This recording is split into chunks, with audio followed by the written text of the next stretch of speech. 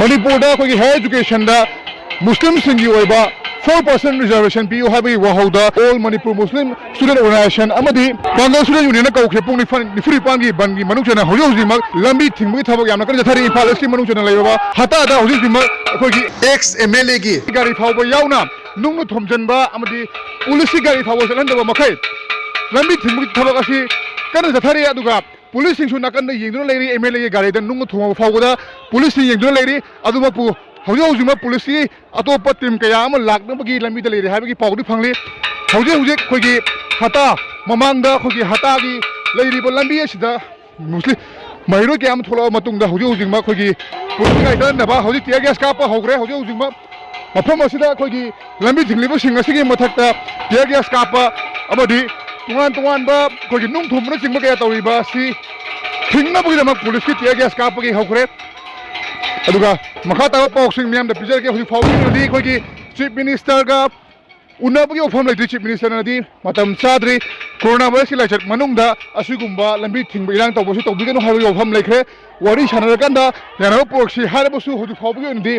हाइरिबा महिला लुपसिंग असिना मखोइबु वारी सानबगी वफम लाक्ट्री हाइरि करिंगुम मखा ताना मखोइगी डिमांड ताबिद्रगदी अकन खुंगंग सजनगनी हाइरि सि यौर फाउबदा अखोइगी पुलिस की अहेंब टीम थाजलतबगी ममी तारी पुलिस नुंग पाइरगा खुद थारकान लाली हायो है चिंब खुद थागे तौबगी ममी मसले चाव तारी खोंग चंसलीब मरक्सिंदगी पुलिस अटैक तौरीबसिंग नाथोंनब होनब याउदबसु नते मियोय खरा पुलिस अटैक तौरीबसिदा खामबसु याउरी अदुमपु पुलिस मखोइना मी यामखिबना है तारे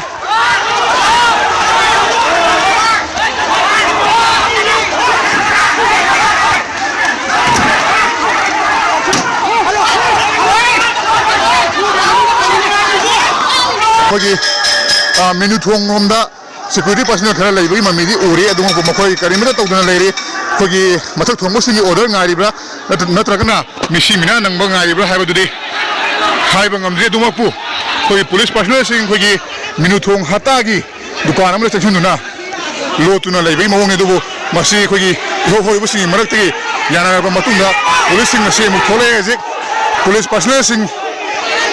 वहां अमदा चलगा हाइतारे अखोगी होइबसिंग असने हेन कंजलकपदगी हौजिक इरांग असी थाजन बंगमदबई ममी अमदी चावना तारी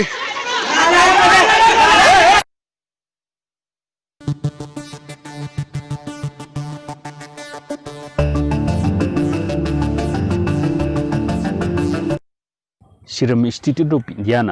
एस्ट्राजेनेका ऑक्सफोर्ड यूनिवर्सिटी का खुसमनरगा पुथोकनब होनरिब कोविड-19 वैक्सीन कोविशील्ड सही डिसेंबर फाउद रेडी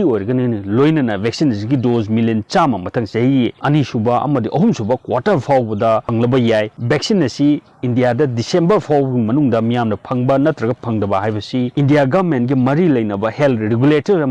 हेल्थ मिनिस्ट्री की चाव थौदांग लई है सीरम इंस्टीट्यूट ऑफ इंडिया की CEO Aadhaar Poonawalla फोंदोखरे CEO serum Institute of India पुथोकनब होनरिबा कोविड-19 वैक्सीन चाद चाम सेफ होगनी लोनना अहोंब ममलद मियाम फंगनगनी वैक्सीन हौजिक कोविड-19 लाइसेट का मरी लेना टेस्ट तौबदा मियामना चंगलिबा सनफमसदगी याम हेन ताना फंगनी हाइना सीरम इंस्टीट्यूट ऑफ इंडिया की CEO सिना फोंदोखरे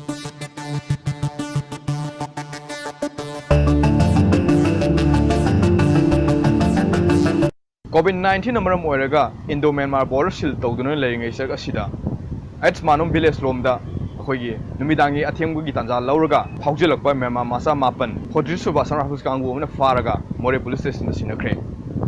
हारिबा म्यांमार मासा मापन असि केनबो बाइक थरोगा लाखने हारि हारि मोइसिंग असि कोविड-19 टेस्ट तौ मतंदा नेगेटिव ओइरे हारि लोइना मखोय मापन की मथकता डिजास्टर मैनेजमेंट एक्ट अमसुंग फॉरेनर्स एक्ट की मखादा केस अमसुंग रजिस्टर तौखरे